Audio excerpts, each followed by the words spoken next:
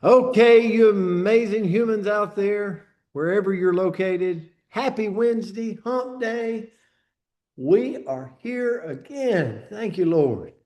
Good to see you. Good to see you. So, we have a lot of people that is commuting right now. We want to remind everybody that there will be no coach's corner, although we hate it. We will be in a meeting tomorrow at this time. So, there will be no coach's corner. Um, Tomorrow or Friday. We'll come back on next week and we'll miss you. So, but we want to end on this hump day with the word compelling. Now, we did not see any birthdays today. So if it was a birthday out there, please let us know. Or if you know of someone, or if you want to just make up your own birthday, feel free to let us know. We'll be glad to sing to you. So, the word for this morning is compelling. Compelling. Now, hopefully, I can do this pretty quick, but I actually liked it. I actually related it to our business. So if you're not in sales, this might not be so compelling, or network marketing might not be so compelling to you, but stay with me. You can relate it to yours. Okay. If you look at the word compelling definition wise, it's capturing someone's attention. Have you ever, as soon as I saw this in the definition, have you ever driven by like a Sonic's or a drive-in restaurant, and they got that little squiggly guy out there like that's flopping in the wind, right? That's compelling, right? It's making you stop. Or you see somebody out there, Rose, in the US, we stand out there, maybe in front of a car wash with a sign, jumping up and down, dancing, like getting people's attention. Yes, I know we're weird. We're weird.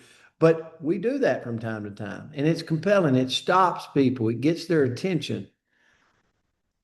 So, and it makes them feel drawn to listen, right? Drawn to take a look, drawn to see what's behind you. It's interesting. It's convincing. It's difficult to ignore, right?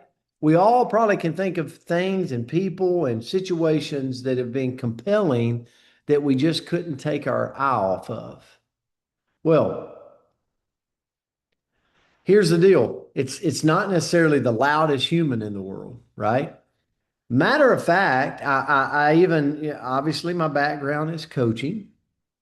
Maybe not obviously, but my background is coaching, and some of the most compelling coaches, I believe, in the history of coaching, it wasn't necessarily because they were the loudest.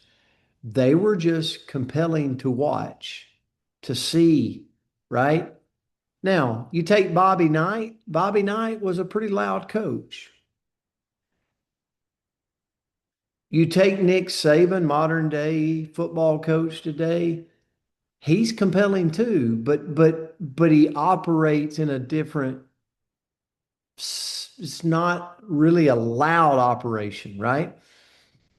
I think about some of the great basketball, football, soccer coaches, all of this stuff, like they're compelling, but it's not always because they're the loudest. So it's not necessarily tied to that, you know, is they're usually very authentic, very unique. They do things in such a way that you want to tune into them. You want to see what's going on in the day and the life. Okay? Compelling. So, where I went this morning really quick is what about in our business? A lot of you are involved in the network marketing space. And if you're not, well, you can ask someone. But, or you can relate this to your walk of life, okay? Spiritual walk, health, relationships. But let me say this. Imagine that you're talking to somebody that, hold on just a second, I lost my place. Imagine you're talking to somebody in our business who's working 50 hours a week and you're listening to them and they're missing, you hear about them missing family events, or possibly they're like, I'm not putting back enough for retirement, which is where I was at, right? I knew that after 30 years of being in education, I would not personally, by myself alone, put back enough to fulfill a retirement that I needed. So it was bothersome. It was worrisome for me. So here's the thing. Instead of saying, I've got a network marketing business you should look at, running them away, let me tell you what might be more compelling. I wrote this down.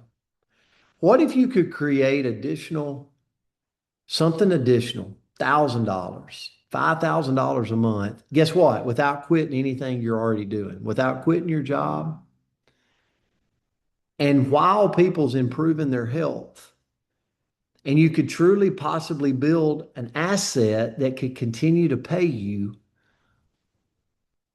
once your 30-year career was over. It could, from the reorder of these products, it could continue paying you a monthly check. Maybe it's $500 a month, $1,000 a month, maybe it's $5,000 a month. But over time, not taking away from what you're already doing, you could build an asset alongside what you've already got going on. Would that be worth a conversation? And Eric Drain, the person looks at you and says, absolutely not. That's the most disgusting thing I've ever heard. Be okay with that. But odds are they're not going to say that.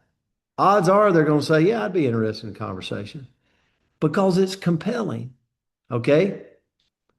Does that make sense? Like, put a one in the comment if you're following me here. It's two different ways. Hey, I've got a network marketing company I can tell you about right here. You should take a look. Let me tell you, you got one of those JOBs. Nobody wants to hear that. Nobody wants to hear that. But what they would hear is a compelling look. If we could create an additional, not taking you away from, that over time built a real long-term asset that could add to retirement, that could add to your diversification while people are getting healthy, would that be worth a conversation? So it's compelling because it speaks directly to more income. Now, I don't know about you, John Frick, I don't know of anybody here that goes to the grocery store that it doesn't take cash to purchase. They haven't let me run out with some bananas lately. So I have to pay for stuff. So more income is compelling to people. More time freedom. One of the things that's probably the most important is time. Time. Time with the grandbabies, right, Greg Bibb? Time. Being able not to have to do something so that I can go do what I want to do, right? That's time freedom. Helping others is compelling. I don't want to just make money. There's a lot of ways to make money. I can go dig ditches, I can do all kinds of things. But when you're helping people, it's fun. It's fun. Residual income, the thought of residual income. How about having rental income, rental homes? Is that residual income? It's aggravating, but there's a residual. If you can get past your expenses, there's a residual tied to it. But it's big time aggravating. Trust me, I know. But here's the deal, residual income from the reorder of products, it's a real thing. A better future. Who doesn't want a better future for themselves, their kids? Oh my goodness, I'm out of time. So, okay, here's my point with all this. Find ways, like a simple formula is a problem plus a solution plus a possibility equals compelling. I'm going to say that again.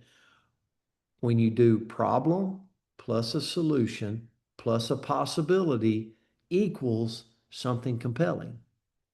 All right, Andrea, I'm turning it to you. I'm out of time. Well, great lesson. You can rock it. Just keep going because that was super powerful. And I like what I like the most about this word is that sometimes we see people that are compelling, or like you guys saw, I did the, impersonation of the guy at the gas station, and we see these things and we think, oh, I could never be that. I could never have that personality. I could never attract people like that. I could never be compelling. But like Coach said, this is something we can all do because we don't have to be the loudest person or biggest personality or any of that, right? We can all be more compelling, even if like me, we're a little bit boring. So the quote that I found was the most compelling stories are lived before they are told. And what I looked into was, okay, what should we do if I, Andrea, want to become a little bit more compelling, right? I want you guys to want to be around me as much as I want to be around you. What can I do in order to make that happen? So, first of all, I can be more consistent. The more consistent I am, the more others can trust me, right? And we like to be around people that feel safe, that we can trust. People trust what they see repeatedly. People trust when we know, like when our actions are aligned with who they think we are. Number two is to live our values instead of just talking about them. Becoming the kind of person that our life reflects our message. So if I'm on here, talking every single day about how important it is for me to be fit, but you never see me doing anything to create fitness, well, then maybe you're not going to really find me super compelling because I'm talking out of maybe both sides of my mouth, right? So that wouldn't necessarily be compelling. Next, if I want to be compelling, and I love this one, listen more than we speak. Some of us are naturally a little bit quiet. We can yammer, but sometimes we're a little bit more quiet and we think, oh, we could never be compelling. But guess what? People like to be listened to. So listen to others actively with intention to know them and understand them and to hear them and watch as we become more compelling. Number four is to share our experiences, not just our opinions. Anybody else a little bit opinionated? I'm a little bit opinionated. I have an opinion on everything, even things I know nothing about. I'm like, really? Did you just express an opinion and you really don't know? So I've got to work to kind of put my hand over my mouth when it comes to my opinions, but share my experiences that maybe might add a little bit of value to Nancy's life or to Janet's life, right? Share those experiences, but not necessarily the opinion.